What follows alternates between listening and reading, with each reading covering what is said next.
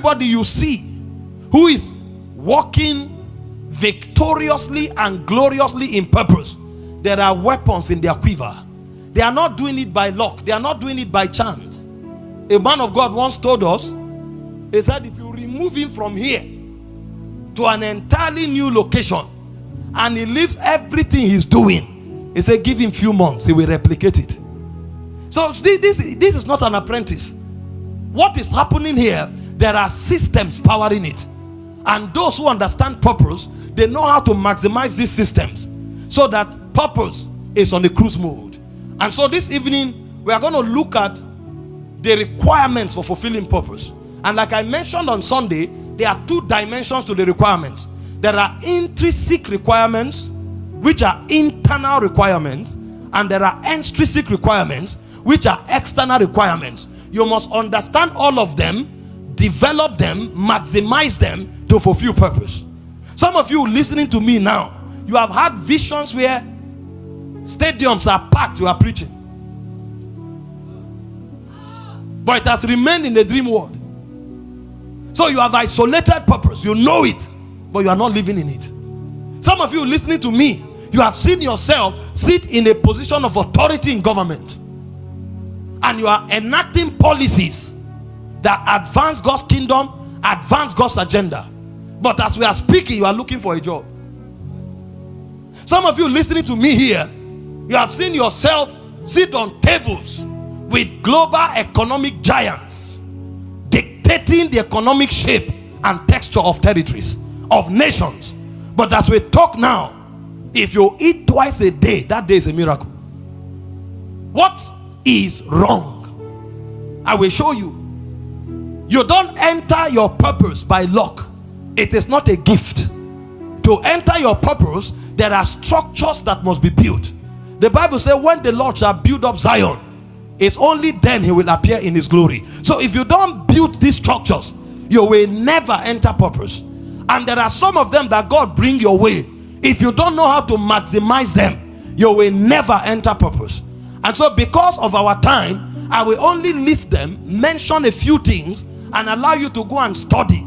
Because what I'm giving you tonight is an outline. Take your time with prayer, with fasting. Gather messages around these subjects and study deep into them until you become a master in some of these areas. It's not a subject that can be exhausted in one teaching, but I give it to you as an outline. Develop them in prayer, in fasting. Look for those who are masters in specific areas. Listen to them.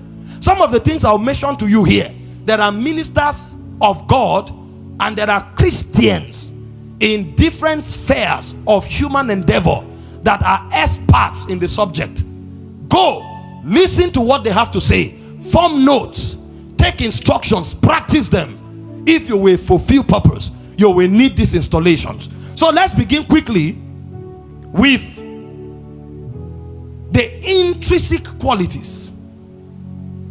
You must develop them inside you if you will fulfill purpose. Number one is capacity for intimacy. Believe me, if it is purpose given to you by God, if you don't have a relationship with God, you will never fulfill it. There are many other things you may be able to do apart from God and do successfully, like sinning.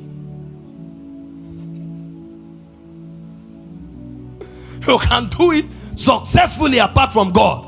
But if it is purpose, if you will fulfill destiny, you must have a close relationship with the one who intended it and handed it over to you. Otherwise, you will never make it.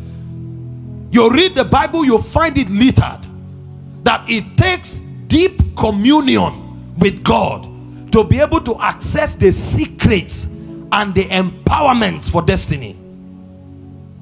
Look at Jesus. Acts 10:38. For God so loved the world that he gave his only begotten son, that whosoever believeth in him. Look at what I'm quoting. Acts 10:38. How God anointed Jesus of Nazareth with the Holy Ghost and power, who went about doing what? Good. Healing all that were oppressed of what? The devil. Why? Because God was with him. You lose intimacy, you lose it all. Jesus was speaking, I think that's John 15 verse 5. He said, I am the vine, you are the branches. He said, without me you can do nothing. Nothing. You can't do nothing. Have you seen a branch that is producing fruits hanging in the air? Every fruitful branch is connected to a stem that is connected to a root.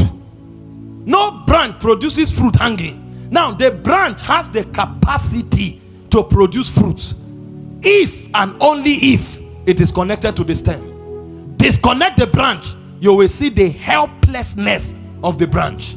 So you want to fulfill purpose, you must build into